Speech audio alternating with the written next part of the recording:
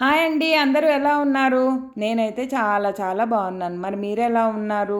ఇప్పుడైతే ఈ వీడియో వచ్చేసి నిన్నటి వీడియో. నిన్న కుమార షష్ఠి కదా! నిన్న ఎవరెవరు గుడికెళ్ళారు? నేనైతే వెళ్ళాను స్కందగిరి. మన అందరి అదృష్టం కదా ఇది స్కందగిరి హైదరాబాద్లో ఉండడం. నేను ఇప్పుడు ఈ వీడియో చెప్పడం వల్ల మీ ఎవరికైనా ఒక్కరికైనా ఉపయోగపడుతుందని అయితే నేను ఇప్పుడు ఈ వీడియో అయితే చెప్తున్నాను. అభిషేకాలు కానీ గుడికి వెళ్ళడం కానీ ఏదైనా సరే వీడియో ఒకటి చూపిస్తున్నారు అని అంటే అది ఎవరి కోసం అయితే చూపించారండి, అందరూ బాగుండాలని అయితే చూపిస్తారు. సరే, ఇప్పుడైతే మనం వీడియోలోకి అయితే వెళ్ళిపోదాం. నేను వెళ్ళిన వీడియో అయితే కూడా నేను మీకు అప్లోడ్ చేస్తాను. సరే, ఆటో అయితే ఇంకా రాలేదు. మేము వెళ్తుంటే ఈ రెండు పప్పీలు చూడండి మా కాళ్ళ మధ్యలో. సరే, ఇంకా విషయానికి అయితే వెళ్ళిపోదాం. ఈ రోజు అయితే మీకు ఒక మంచి విషయాన్ని అయితే చెప్పాలని నేను అనుకుంటున్నాను. అది ఏమిటి అని అంటే కుమార షష్ఠి అనే విశేషమైన రోజు గురించి అయితే మీతోటి నేను పంచుకోవాలని అనుకుంటున్నాను. ఆషాఢ మాసంలో శుక్లపక్షంలో వచ్చే పంచమి మరియు షష్ఠి ఈ రెండు తిథుల్లో చాలా విశేషమైన రోజులలో మొదటిది స్కంద పంచమి అంటారు. ఈ రోజైతే అందరూ ఉపవాసాలు ఉండి మరుసటి రోజైతే అనగా షష్ఠి రోజు సుబ్రహ్మణ్యేశ్వర స్వామి దేవాలయానికి వెళ్ళి అభిషేకము అర్చనలు చేసుకొని స్వామివారి యొక్క అనుగ్రహానికి పాత్రులు అవుతారు. ఈ సందర్భాన్ని పురస్కరించుకొని మేము కూడా హైదరాబాద్ భాగ్యనగరంలో పద్మారావు నగర్లో అయితే ఈ స్కందగిరి టెంపుల్ అయితే ఉంది. నేనైతే ఇప్పుడు మీకు ఈ టైమింగ్స్ కూడా చెప్తాను. మామూలు రోజుల్లో ఏ టైమింగ్స్, మిగతా ట్యూస్డే రోజు విశేషమైన రోజులలో ఏ టైమింగ్స్ అనేది అయితే ఇప్పుడు నేను మీకు చెప్తాను. తర్వాత అయితే మేము ఇక్కడ అరటిపండ్లు, పాల ప్యాకెటు, పూలు కూడా తీసుకున్నాం. స్వామివారికి ఎర్ర పూలు అంటే చాలా ఇష్టం కదా. స్కందగిరి అయితే ఎవరైనా వెళ్ళాలి అని అనుకుంటే మామూలు రోజుల్లో అయితే వేరే టైమింగ్స్ ఉన్నాయి, మంగళవారం రోజు అయితే వేరే టైమింగ్స్ ఉన్నాయి. అవి కూడా నేను అక్కడ బోర్డు క్లిప్ పెట్టాను. ఇప్పుడైతే నేను టైమింగ్స్ కూడా వివరంగా చెప్తాను.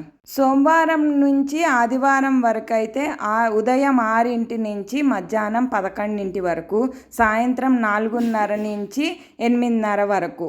సరే, మంగళవారం రోజు అయితే 6 నుంచి 12 వరకు, సాయంత్రం 4 నుంచి 8:30 వరకు.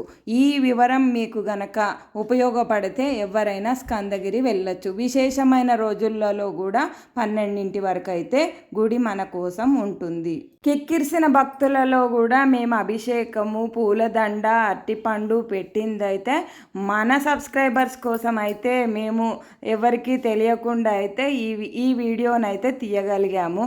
మమ్మల్ని మన్నించండి, ఎందుకనంటే సరిగ్గా రాకపోతే. ఈ దేవాలయము కంచి కామకోటి పీఠం వారి ఆధ్వర్యంలో నడపబడుతూ చాలా విశేషమైన పూజలు, అభిషేకాలు నిర్వహిస్తూ భక్తులకు చాలా మధురానుభూతిని అయితే కలిగిస్తూ ఉన్న దేవాలయం. ఈ దేవాలయంలో జంటపాములు మన సుబ్రహ్మణ్య స్వామిగా ఆరాధిస్తూ ఉంటాము. అక్కడ భక్తులు స్వయంగా వారే అభిషేకము అర్చన చేసుకోవచ్చు. అందుకు మేము కూడా పంచామృతాభిషేకాలతో అభిషేకం చేసి స్వామివారికి చెరుకు రసంతో అభిషేకం చేసి తర్వాత శుద్ధ జలంతో అభిషేకం చేసిన తర్వాత స్వామివారికి పసుపు పూసి ఎరుపు వస్త్రము ధరింపజేసి ధూపము, దీపము అలాగే అరటిపండు నివేదన పెట్టడం జరిగింది. ఈ దేవాలయము సంవత్సరం నుంచి పూర్తి స్థాయిలో మరమ్మతులు పూర్తి భక్తులకు అందుబాటులో ఉంది. ఇక్కడ విశేషంగా ఆంజనేయ స్వామి వారి దేవాలయము, అలాగే అమ్మవారి దేవాలయము, ఇంకా వివిధ రకాల ఉత్సవ మూర్తులు మనకు దర్శనం ఉంటాయి.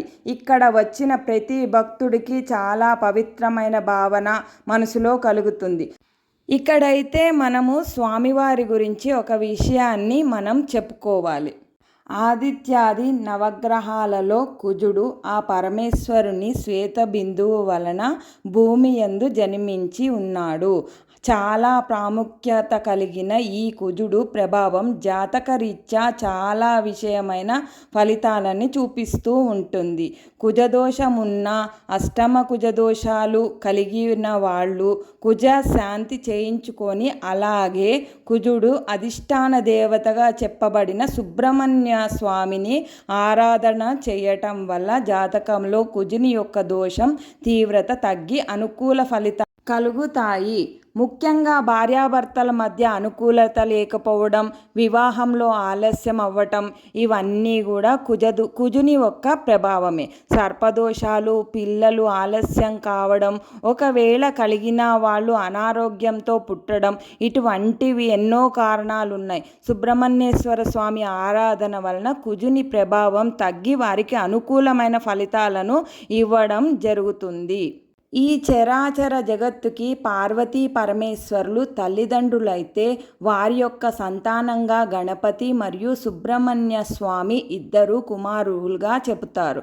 మొదటవారు గణపతి, విఘ్నాలకు అధిపతిగా మనం చేసే ప్రతి పనిలోనూ విఘ్నాలను తొలగిస్తూ ఆ స్వామి అనుగ్రహిస్తూ ఉంటూ, రెండోవాడైన సుబ్రహ్మణ్య స్వామి దేవతల సేనాధిపతిగా ఉంటూ, అలాగే జగత్తును కాపాడుతూ తమ కర్తవ్యాన్ని నిర్వహిస్తూ ఉన్నారు. మనం ప్రముఖంగా చెప్పుకునే దేవాలయాల్లో కర్ణాటకలోని కుక్కి సుబ్రహ్మణ్యేశ్వర స్వామి దేవాలయము, తమిళనాడులోని పళని సుబ్రహ్మణ్యేశ్వర స్వామి దేవాలయము, ఆంధ్రప్రదేశ్లోని మోపిదేవి, హైదరాబాదులోని స్కందగిరి దేవాలయాలన్నీ కూడా ఇవి ప్రసిద్ధిగాంచినవి. మేము ఈ మధ్యనే వెళ్ళామండి కుక్కిగూడ సుబ్రహ్మణ్యేశ్వర స్వామి. మాకైతే ఇది చెప్తూ ఉంటే ఒళ్ళైతే గగ్గురు పొరుస్తోంది. ఏమని చెప్పను ఆయన మహత్యము, ఎంత చెప్పినా కూడా తక్కువే. మనము ఏ దేవాలయానికి వెళ్ళినా మనస్ఫూర్తిగా మనము దేవుణ్ణి చూస్తూ ఆ ఒక్క నమస్కారం చేస్తే ఆయన మనని అనుగ్రహించకుండా ఉంటాడా అండి? మేము కూడా అందుకనే మన అందరి కోసం అయితే ఈ చిన్న వీడియోని మీ అందరి ముందుకి నేను తీసుకురావడం అయితే జరిగింది. మళ్ళీ చెప్తున్నాను నేను. భక్తులను కాపాడుతూ వారి కోరికలను తీరుస్తూ ఉన్నాయి. ఇలా చెబుతూ పోతే స్వామివారి యొక్క అద్భుతాలు అన్నీ ఇన్ని కావు. మనమందరము కూడా ఆ స్వామివారిని మనస్ఫూర్తిగా ధ్యానం చేసి మన జాతకాలలో ఉన్నటువంటి దోషాలన్నీ తొలగించుకొని స్వామివారి యొక్క అనుగ్రహానికి పాత్రులైతే అవుదాం.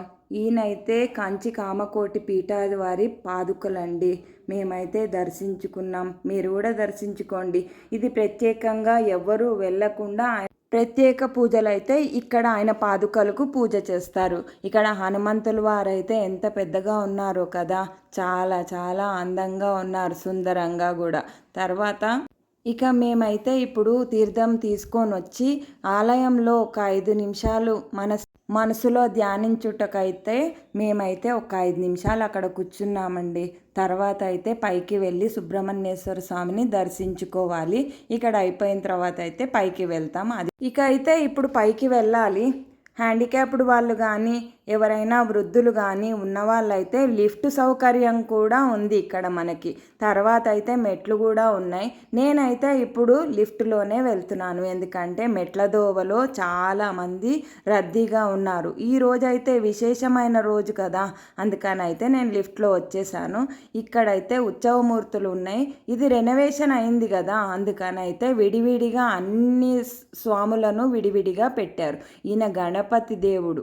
వీళ్ళు గణపతిని సుందర గణపతి అని పిలుచుకుంటున్నారు. ఇక్కడైతే సుబ్రహ్మణ్యేశ్వర స్వామికి కళ్యాణం కానీ, హోమాలు కానీ, అభిషేకాలు కానీ చేయాల్సి వచ్చినప్పుడు ఇక్కడ ఉత్సవమూర్తులతోటి చేస్తారు. ఆ ఉత్సవమూర్తులే ఇప్పుడు నేను మీకు చూపించాను.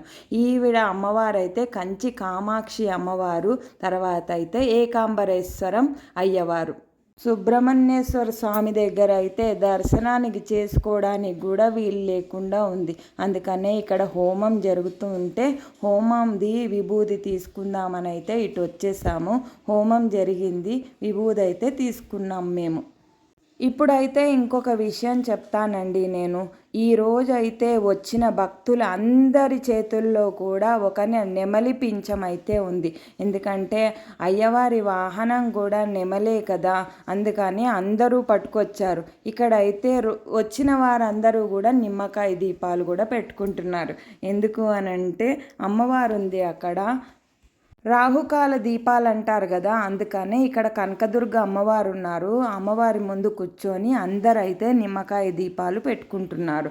తర్వాత అందరి చేతుల్లో నెమలికి ఉందని చెప్పా కదా, ఆయనకి చూపించి అది ఇంటిలో కానీ వ్యాపార స్థలంలో కానీ పెట్టుకుంటే చాలా మంచిదిట. ఈయనైతే చండికేశ్వర స్వామి. మనం చిటికేసి తప్పట్లు కొట్టి ఈయనకు చెప్తే మనం వచ్చామని మన శివయ్యకైతే ఈయన చెప్తారు, చండికేశ్వర స్వామి. ఈరోజైతే 2 కళ్ళు కూడా చాలవండి ఆయనని చూసినందుకు. షణ్ముఖనాథుడు, కార్తికేయుడు, సుబ్రహ్మణ్యేశ్వర స్వామి ఏ నామంతో పిలిచినా ఆయనేగా. అందుకనైతే మీరెవరైనా కూడా వెళ్ళుంటే కామెంట్ చేయండి. ఈయనైతే శంకరాచార్యులు వారు. నవగ్రహాలకు కూడా దర్శించుకున్నాం. ఇగోండి నెమలిక్ అని చెప్పా చూడండి, మీకోసం ఒకళ్ళ దగ్గర తీసుకొని నిజమే అని చెప్పడం కోసం అయితే చూపిస్తున్నాను. అందరి చేతుల్లో ఉన్నాయండి, అందరూ వచ్చిన వాళ్ళందరి చేతుల్లో అయితే ఉన్నాయి. మాకైతే తెలియదు, మేమేమో పాలు పండ్లు అభిషేకానికి తీసుకొని వెళ్ళాం. నెమలి పింఛం అందరి చేతుల్లో ఉన్నాయి. మరి మీకు ఎవరికైనా కనిపిస్తే కామెంట్ చేయండి. మరి ప్రసాదానికి కూడా పెద్ద క్యూ. ఫస్ట్ మేము దర్శనానికి వెళ్ళినప్పుడు అయితే కట్టె పొంగలి పెట్టారు. తర్వాత మేము వచ్చే సమయానికైతే శనగలు కొబ్బరి వేసి పెట్టారు. మేమైతే ఇక ఇంటికి రిటర్న్ అయిపోయాం. మనం అందరం కూడా జాతకాల్లో ఉన్న దోషాలన్నీ పోగొట్టుకుందాం మరి సుబ్రహ్మణ్యేశ్వర స్వామి అనుగ్రహంతో. మరి ఇంకైతే నేను నెక్స్ట్ వీడియోలో మళ్ళీ కలుస్తాను. బాయ్ మరి.